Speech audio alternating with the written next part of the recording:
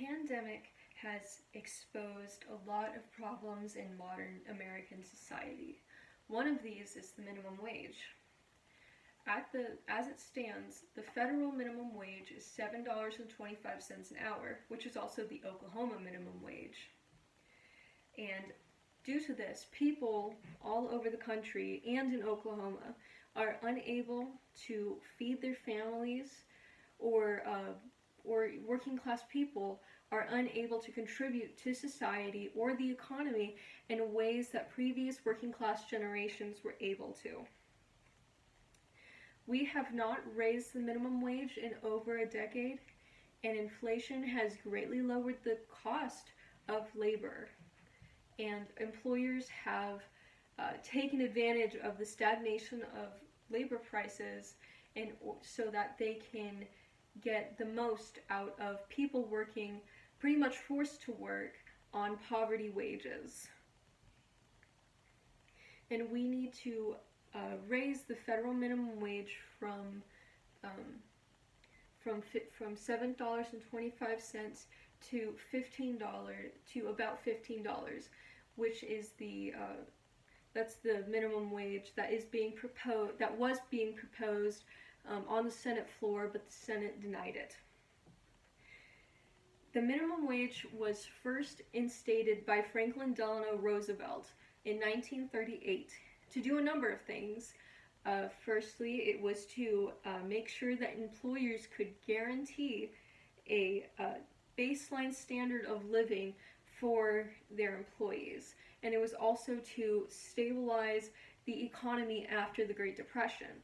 But it was also passed in the same act that would have outlawed child labor.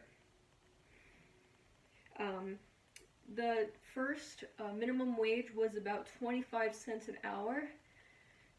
In the modern dollar, that would be about $5. And that's not too short of the $7.25 an hour minimum wage that we currently have, but it was much, much less expensive to live back then. The average annual wage in 1938 was about $1,700, and the average house back then started about $4,000. And you can clearly see how somebody making that amount of money would be able to afford a house within a few years, and they wouldn't have to sacrifice their standard of life for it. At the current minimum wage, there is not a single county or single state across America in which a person working minimum wage could afford a 2-bedroom apartment, let alone a house. Inflation is partly to blame for this, the inflation of costs. Inflation is when the quality of a product that you're buying has not changed very much, but the price of it goes up. Inflation is neither good or bad. It has a variety of environmental factors that are extremely complex. Sometimes they're political, sometimes they're just what people decide to do. But inflation really becomes a problem when the price of living becomes too inflated, and people can no longer afford it. There are certain arguments against raising the minimum wage that do deserve consideration, though. One of these would be that we should allow the economy and the employers to dictate what the standard minimum wage should be. And this is based off the idea that if the economy is doing well, if people are making a lot of money, and if businesses are making a lot of money, then employers will decide to raise the amount of money that the lowest paid worker will make. However, this is not seen very often, and it is especially not seen in Oklahoma, where before the pandemic, An Oklahoman working about $10 an hour, $3 above minimum wage approximately, if they worked 40 hours a week for an entire year, they will make $20,000 per year. And the poverty line would be about $26,000. And if you had to support a family of four off of a minimum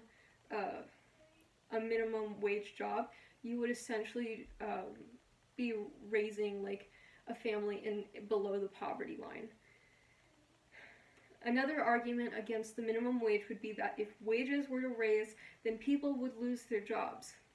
But according to Claire Montelou, a researcher and assistant professor at Berkeley and a Goldman School of Public Policy, she did a study that said that a $15 minimum wage would help to close racial gap inequalities in income, but also not have a significant impact on employment while also being able to raise families out of poverty.